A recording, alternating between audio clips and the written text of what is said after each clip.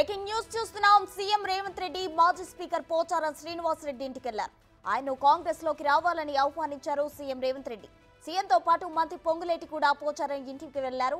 కాంగ్రెస్ లోకి రావాలంటూ పోచారాన్ని ఆహ్వానించారు. గత కొంతకాలంగా బీఆర్ఎస్ నాయకత్వంపై ఆయన అసంతృప్తిగా ఉన్నారు. ఈ నేపథ్యంలో పోచారం కాంగ్రెస్ లో చేరితే కీలక బాధ్యతలు అప్పగించే అవకాశం ఉంది. గత అసెంబ్లీలో పోచారం స్పీకర్ గా వ్యవహరించారు.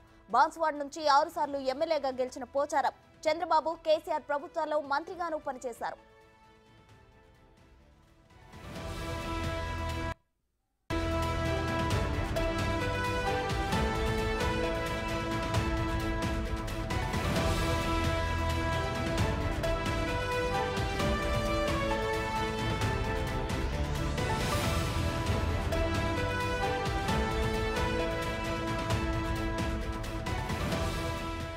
సీఎం రేవంత్ రెడ్డి మాజీ స్పీకర్ పోచారం శ్రీనివాస్ రెడ్డి ఇంటికి వెళ్లారు. ఆయన కాంగ్రెస్ లోకి రావాలని ఆహ్వానించారు సీఎం రేవంత్ రెడ్డి. సీఎంతో పాటు మంత్రి పొంగులేటి కూడా పోచారం ఇంటికి వెళ్లారు. కాంగ్రెస్ లోకి రావాలంటూ పోచారాన్ని ఆహ్వానించారు. గత కొంతకాలంగా బీఆర్ఎస్ నాయకత్వంపై ఆయన అసంతృప్తిగా ఉన్నారు. ఈ నేపథ్యంలో పోచారం కాంగ్రెస్ లో చేరితే కీలక బాధ్యతలు అప్పగించే అవకాశం ఉంది.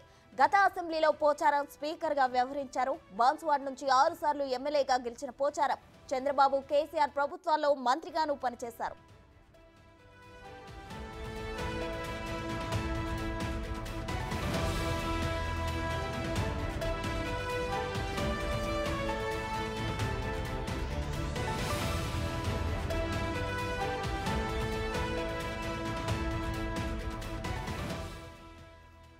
సీఎం రేవంత్ రెడ్డి మాజీ స్పీకర్ పోచారం శ్రీనివాస్ రెడ్డి ఇంటికి వెళ్లారు.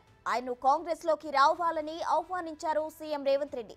సీఎంతో పాటు మంత్రి పొంగులేటి కూడా పోచారం ఇంటికి వెళ్లారు. కాంగ్రెస్ లోకి రావాలంటూ పోచారాన్ని ఆహ్వానించారు. గత కొంతకాలంగా బీఆర్ఎస్ నాయకత్వంపై ఆయన అసంతృప్తిగా ఉన్నారు. ఈ నేపథ్యంలో పోచారం కాంగ్రెస్ లో చేరితే కీలక బాధ్యతలు అప్పగించే అవకాశం ఉంది. గత అసెంబ్లీలో పోచారం స్పీకర్ గా వ్యవహరించారు. బాన్స్వాడ్ నుంచి 6 సార్లు ఎమ్మెల్యేగా గెలిచిన పోచారం చంద్రబాబు కేసీఆర్ ప్రభుత్వాల్లో మంత్రిగాను పనిచేశారు.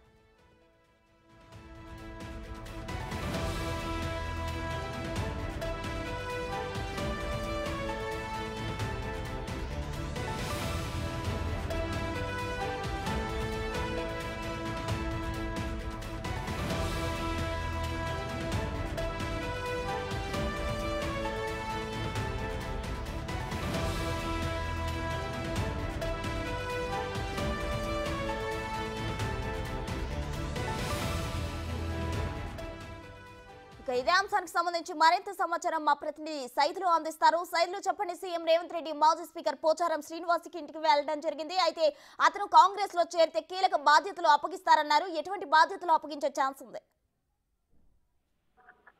ప్రస్తుతం కొద్దిసేపు సీఎం రేవంత్ రెడ్డి మంత్రి పొంగులేటి శ్రీనివాస్ రెడ్డి ఇద్దరు కలిసి బంజారాహిల్స్ లో ఉన్నటువంటి సీనియర్ నేత అయినటువంటి రాజకీయ సీనియర్ నేత అయినటువంటి పోచారం శ్రీనివాస్ రెడ్డి ఇంటికి రావడం జరిగింది. అయితే పోచారం శ్రీనివాస్ రెడ్డి గత కొంతకాలంగా బీఆర్ఎస్ పార్టీ అధిష్టానంపై కొంత అసంతృప్తిగా ఉన్నట్లు కూడా మనకైతే సమాచారం ఉంటుంది. గతంలో కూడా పార్టీ ఓటిన తర్వాత బీఆర్ఎస్ భవన్ లో వరుస పార్టీ సమీక్షా సమావేశాలు నిర్వహించారు. ఆ సమీక్షా సమావేశంలో పోచారం శ్రీనివాస్ రెడ్డి చాలా కీలకమైన వ్యాఖ్యలు కూడా చేశారు.